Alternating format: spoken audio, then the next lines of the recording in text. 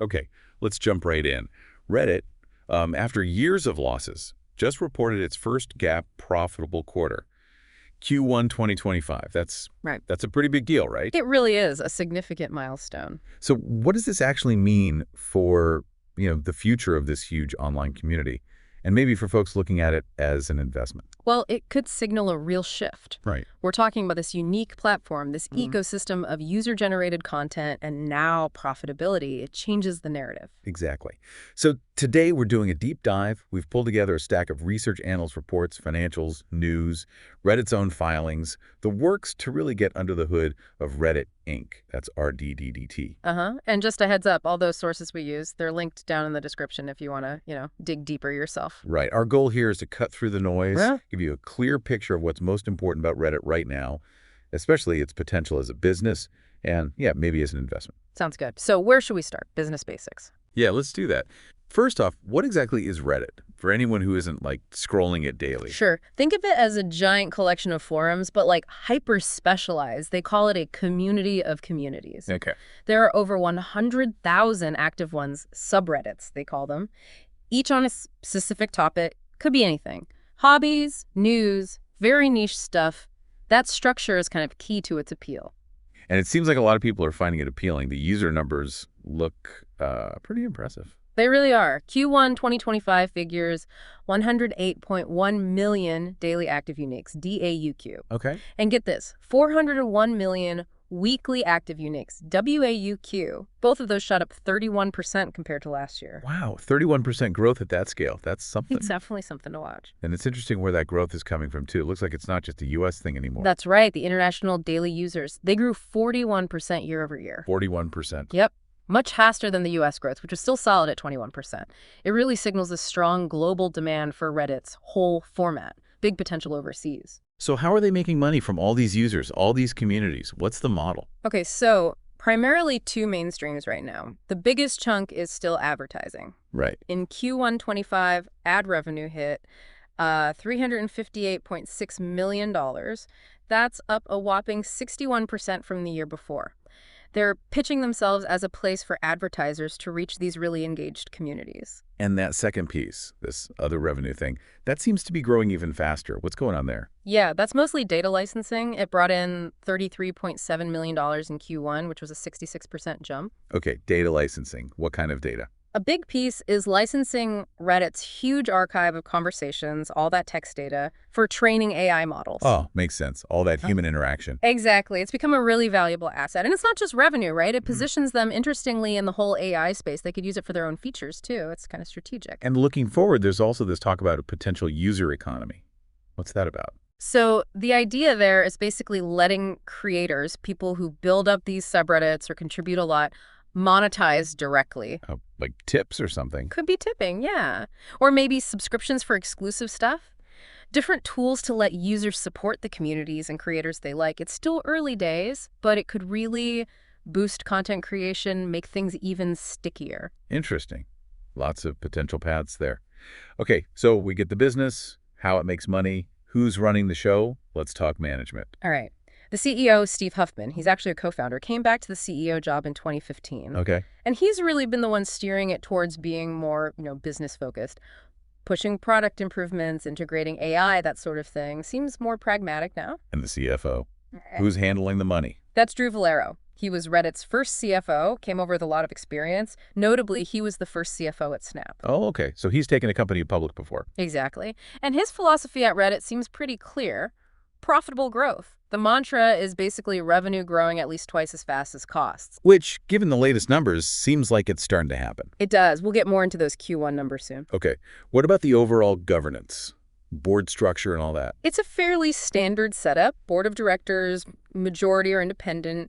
They've got the usual committees, audit, compensation, nominating. But there's that share structure thing, isn't there? The dual class shares. Yeah. That affects how much, say, public investors actually get. Yes, that's a really important point.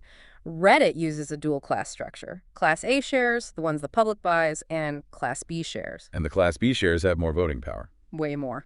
Class B holders, that includes Huffman, other insiders, early investors, they control about 97.1% of the voting power. 97%. Wow. So if you buy Class A shares in the market, your vote doesn't really count for much in big decisions. Pretty much. It significantly limits the influence of public shareholders on things like electing directors, major corporate actions, you name it. Why do companies do that? Is it just about control? Often it's framed as protecting the long-term vision, preventing hostile takeovers, letting founders execute without short-term pressure. But yeah, the trade-off is less power for public shareholders.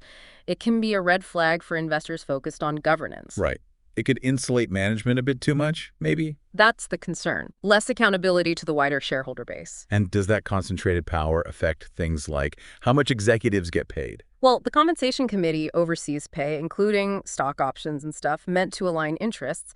But with Class B holding most votes, they ultimately have huge sway over those decisions, too. Okay. Though it is worth noting, stock-based compensation expense was actually lower in Q1 2025 compared to Q1 2024, which is obviously inflated by the IPO. Got it. All right, let's shift fully into the financials now. We know Q1 was profitable, but paint the bigger picture for us. What did things look like before this quarter? Sure. So historically, Reddit saw strong revenue growth in 2022 and 2023. Good top-line momentum. But they were losing money. Yes, but that growth came with significant net losses in those years. They were spending heavily to grow. Okay, so Q1 2025 really feels like a turning point then. Break down those key numbers for us again. Absolutely. Total revenue for the quarter, $392.4 million. That's up 61% year over year. 61%. Gross margin stayed incredibly high, 90.5%. That's really strong for any business. Yeah, that's huge. And the bottom line? Net income came in at $26.2 million. That's 0.13 cents per diluted share, first time in the black on a GAAP basis. And adjusted EBITDA. Lots of tech companies focus on that. Also very strong, $115.3 million, which is a 29.4% margin. So on multiple levels, it clearly marks that shift to profitability we talked about. That high gross margin, 90.5%. What does that tell us about the fundamental business? Is it just really scalable?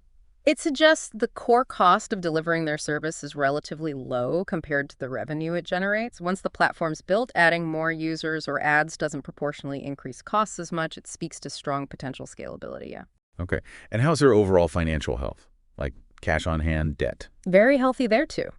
As of the end of March 2025, they had about $1.95 billion in cash and marketable securities. Almost $2 billion in cash. Yep, and minimal debt. Plus, a really strong current ratio of 12.46. That means they have plenty of liquid assets to cover short-term liabilities. Gives them a lot of flexibility. And it sounds like this profit isn't just on paper. They're actually generating cash now. Exactly. Q1 showed a big improvement there, $127.6 million in cash from operating activities. And free cash flow was $126.6 million. That really underlines the strength now that they've tipped into profit. So things are looking up financially. What are they forecasting for the next quarter, Q2? They gave a positive outlook. They're projecting revenue between $410 million and $430 million. Okay, continued growth. And adjusted EBITDA between $110 million and $130 million. So yeah, they seem to expect this positive trend to continue in the near term. All right, so the company's numbers look good. They're profitable, growing, lots of cash. How is the market reacting to all this? What's the sentiment among analysts? It's actually a bit mixed, which is interesting. Mixed, even after the profit news. Yeah. So one source we looked at shows a buy consensus, mostly positive ratings, but another suggests the overall feeling is more neutral. Huh. And the average price target is around $175.46, but there's a really wide spread in those targets, and the average has actually dipped recently. It is surprising. Why the hesitation, do you think? Are analysts worried about something specific? It's hard to say definitively, but it might reflect concerns about whether this profitability is sustainable or maybe valuation worries. The stock has been volatile. Yeah, let's talk about that valuation. How does it look? PE ratios and stuff. Well, there's a big gap. The trailing 12-month PE based on past earnings is super high, like 173.6. But the forward PE based on expected future earnings is much lower, around 22.64. So the market is clearly banking heavily on future growth to justify the current price, not just the recent profit. Yeah, and the stock price itself. It's been a bit of a roller coaster since the IPO, hasn't it? Oh, absolutely. Huge swings. The 52-week range goes from about $49 all the way up to $230. Wow. And more recently, it's taken quite a hit. One source mentioned a nearly 48% drop in the last 3 months alone. Ouch. So lots of debate in the market about its real value. Definitely. That kind of volatility shows the uncertainty. What about the big money? Institutional investors? Are they buying or selling? Institutional ownership is pretty high, actually, around 78.75%. Okay, so the big funds are involved. They are, and recent data shows net positive inflow, meaning, on balance, more institutions have been buying shares than selling them lately, could be seen as a sign of confidence from some major players. Interesting. And what about the insiders? Huffman, Valero, the early investors, what are they doing? That's a bit mixed, too. Over the last 3 months, there's been net selling by insiders. Selling. Okay. But if you look back over the whole past year, there's actually been net acquisition of shares by insiders. So recent selling, but longer-term buying. How do you interpret that? Well, insiders sell for lots of reasons, right? Diversification, taxes, especially after an IPO lockup expires or when stock awards vest. It's not always a negative signal about the company's prospects. But the recent selling is still something investors notice. Right. Okay, we mentioned the ownership structure earlier, but let's just circle back to that dual-class setup again. What are the long-term implications? Yeah, it's crucial. That continued dominance of Class B shares with 97% of the vote really means public Class A. Shareholders have very little practical influence over corporate direction. So things like board elections, major strategy shifts, mergers. Right. Class A holders don't have much leverage. Exactly. It can lead to concerns about management being entrenched, maybe not as responsive to broader shareholder concerns as they might be otherwise. It's that trade-off again, stability for management versus accountability for public owners. Precisely. It's a key governance factor to consider for anyone investing. While it can allow for long-term focus, it does reduce the standard checks and balances you see in companies with single-class shares. Gotcha. Okay, let's zoom out now. Risks, opportunities, the whole SWOT picture. Can you give us a quick rundown? Sure. So strengths. We've hit these strong network effects, that user growth, the recent profitability jump, those amazing gross margins, the valuable data, experienced leaders, strong balance sheet, lots going for it. Okay, and the weaknesses. Big one is still relying heavily on ad revenue, makes them vulnerable if the economy tanks. Right. Plus, the history of losses, that dual-class structure we just discussed, and this kind of unique reliance on volunteer moderators, that carries its own risks. Okay. What about opportunities looking ahead? Huge potential internationally, where users are growing fast, but monetization is still kind of catching up. Makes sense. Data licensing growth is obviously a big one, especially with AI. They could leverage AI more themselves, maybe explore social commerce within communities. Lots of avenues. And finally, the threats. What are the big hurdles or dangers? Competition is fierce, always, from big social platforms, maybe new AI-driven things. Economic downturns hurting ad spend is a major threat. Okay. Then there's the increasing complexity of global regulations, especially things like digital services taxes. Just maintaining community health and integrity as they scale is a challenge. Again, those moderator risks, they could cause disruption. Plus that high short interest we should talk about. Yeah, let's touch on those regulations. You mentioned digital services taxes, and there have been U.S. tariffs in the news. How do those play into Reddit's world? Okay, so the U.S. tariffs on goods. Probably not much direct impact on Reddit itself. It's a digital. Right. But maybe indirectly, right? If tariffs hurt the economy or specific advertisers, that could eventually trickle down to Reddit's ad revenue. Okay. And the digital services taxes, DSTs. Those are much more direct. A bunch of countries are putting taxes specifically on revenue from digital ads and user data generated within their borders. Ah, so that hits Reddit's international revenue directly. Exactly. It impacts their profitability from ads and data licensing outside the U.S. And the U.S. government isn't happy about these DSTs targeting American tech companies, so that could lead to broader trade tensions, too. It's a complex, evolving landscape. And that moderator risk, how significant is that, really? It's pretty unique to Reddit's model. They rely on unpaid volunteers to run most subreddits. It's incredibly cost-effective, lets them scale massively. But the downside? The downside is if those moderators get upset maybe over a policy change or new tools or lack of support, they can protest. Sometimes they shut down major subreddits. We've seen it happen. It can cause real disruption across the platform. It's an operational risk they have to manage carefully. Okay. And lastly, that high short interest you mentioned, what was the number? Almost 20%. Yeah, around 18.27% of the available shares, the float, were being shorted according to one source. That's quite high. What does that signal when so many people are betting against the stock? It signals significant skepticism in the market.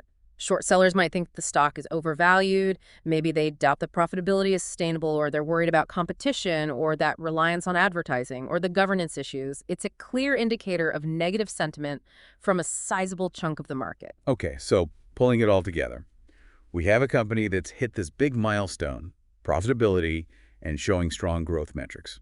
But it's facing questions about valuation. That dual-class share structure raises governance flags, and it's operating in a really complex, competitive, and increasingly regulated global environment.